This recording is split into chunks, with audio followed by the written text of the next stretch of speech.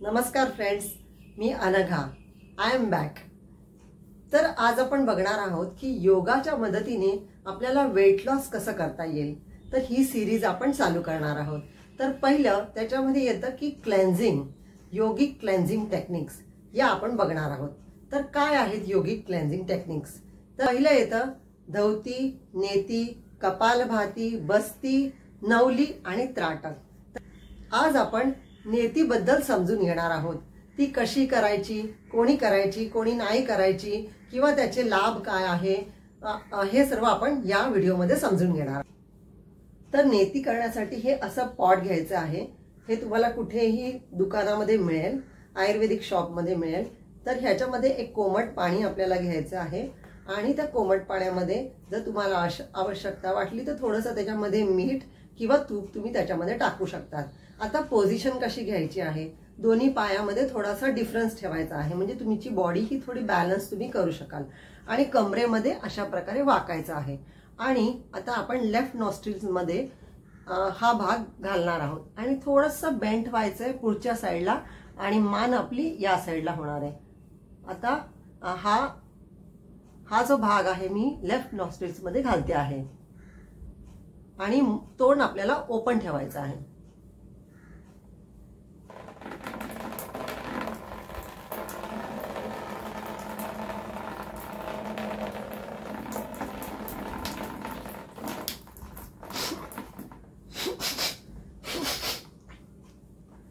हे पूर्ण पॉट तुम्हाला एम्प्टी करायचं आहे. आणि नंतर दुसऱ्या साईडनी करताना पण सेम दोन्ही पायामध्ये थोडासा गॅप ठेवायचा आहे, थोडंसं बेंट व्हायचं आहे. हात तुम्ही मागे ठेवू शकता आणि या साईडला बेंट होऊन आता या नॉस्ट्रिल मध्ये घालायचं आहे. तोंड ओपन ठेवायचं आहे.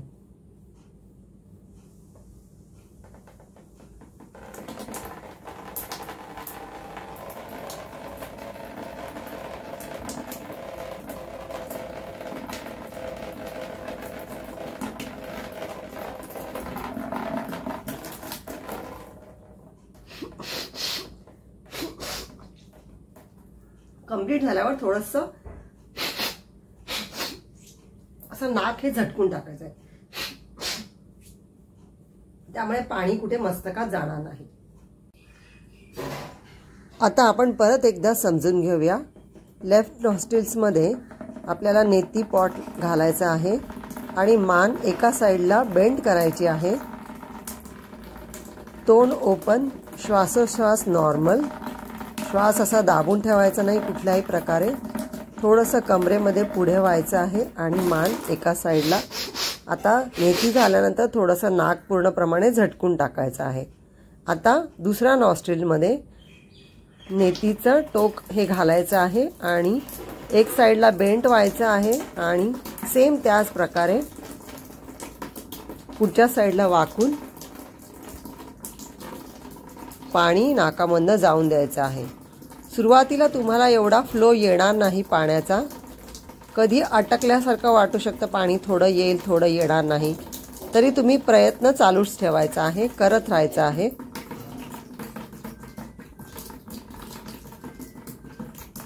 श्वासोश्वास नॉर्मल, खालच्या साईडला बेंड व्हायचं आहे.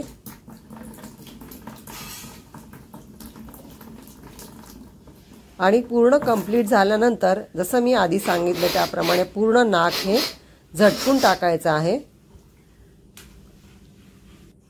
तर ही नेती कधी करायची ते आता समजून घेऊया आपण. तर सकाळी उठल्या उठल्या तुम्ही करू शकतात, ब्रश करताना करू शकतात, अंघोळ करताना करू शकतात. दिवसभरामध्ये 5 वाजेपर्यंत नेती तुम्ही कधीही करू शकतात. तुम्हाला संध्याकाळी 5च्या नंतर नेती करायची नाही आहे. तर ही नेती आपल्याला रोज नित्य नियमाने करायची आहे. पण हे केल्यावरती याचे फायदे काय होणार आहे ते आपण समजून घेऊया. तर ह्याच्यामुळे काय होईल, जर आपल्याला नॉस्ट्रिलमध्ये काही सूज असेल, काही फोडा असतील किंवा छोट्या प्रमाणामध्ये बॉइल्स असतील तर ते निघून जायला मदत होते. तसंच आपल्या मस्तिष्काच्या ज्या नाड्या असतात त्या शुद्ध व्हायला मदत होते. तसंच तुमचं जर डोकेदुखी असेल तर डोकेदुखी जायला मदत होते.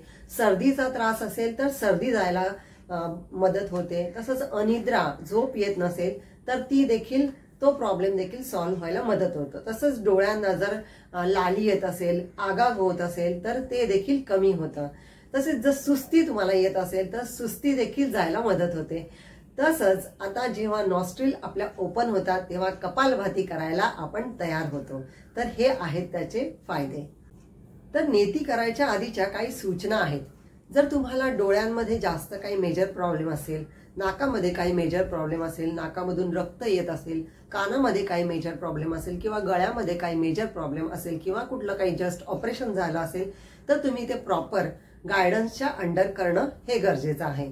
तसंच जर तुम्ही जेव्हा नेती करता त्याच्यानंतर जसं मी तुम्हाला सांगितलं त्याप्रमाणे आपल्याला एक एक नासिका ही झटकून मोकळी करायची आहे. त्याच्यामध्ये पाणी राहता कामा नये तर ते मस्तिष्कमध्ये जाऊ शकतं. तर ही एक काळजी तुम्हाला घ्यायची आहे. तर जलनेती ही अशी एक क्रिया आहे ज्याच्यामध्ये ENT केअर याला असं आपण म्हणू शकतो. म्हणजे आपण आईचं, इयरचं आणि नोजचं पूर्ण आपण काळजी घेतो आहे. हे तिन्ही पण भाग पूर्ण स्वच्छ व्हायला मदत होते. मी अनेक वर्ष नेती नित्य नियमाने करते आहे. तसंच मला ह्याचे खूप फायदे झाले. सुरुवातीला जेव्हा मी चालू केलं तेव्हा बऱ्याच प्रमाणामध्ये नाक वाहून जायचं, कधी कधी डोकं जड वाटायचं, कधी पूर्ण नाकामध्ये पाणी जायचं, डोक्यामध्ये पाणी जड झाल्यासारखं वाटायचं. पण मी ती प्रॅक्टिस सोडली नाही आणि सतत करत राहिले. त्याच्यामुळे नेहमी माझं नाक हे नेहमी मोकळं राहतं. कधीही असं कधी चॉकअप वाटत नाही.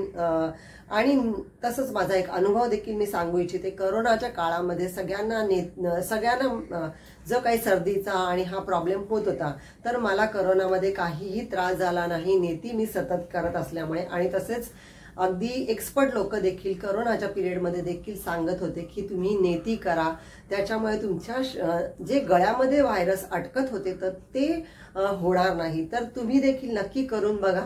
आणि जर तुम्हाला पर्सनल गायडन्स हवा असेल तर तुम्ही मला मेसेज करू शकता. धन्यवाद.